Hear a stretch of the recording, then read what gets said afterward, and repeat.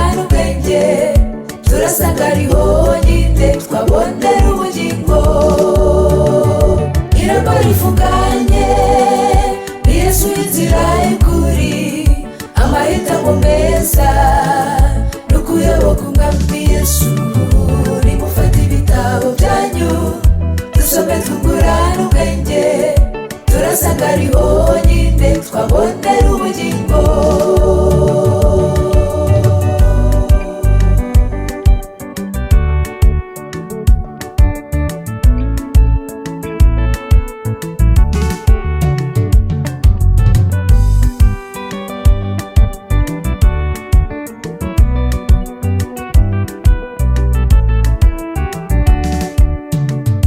Uyu munsi niwumva ijwi ryayo ntiwiragire umutima, hasigaye igihe kigufi umwami akazagwira ingoma ye. Hitamo neza nshuti, hitira mu muryango wawe, nakubwiza ukuri yuko utazigera ubyicuza. Ari umunsi waba ari wowe nyuma, niyo mpamvu ukwiriye guhitamo inzira nziza. Mwuka wera agushoboze kumvirira ijambo, irembo ryugururiwe abashaka kwinjira.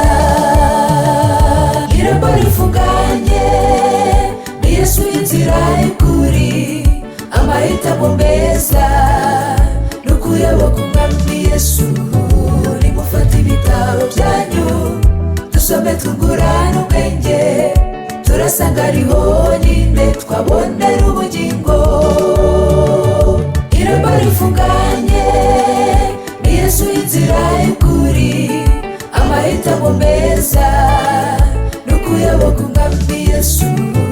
Nimufate ibitabo byanyu dusome twungurana ubwenge turasanga ariho nyine twabonera ubugingo. Irembo riruguruye nimugire bwangu.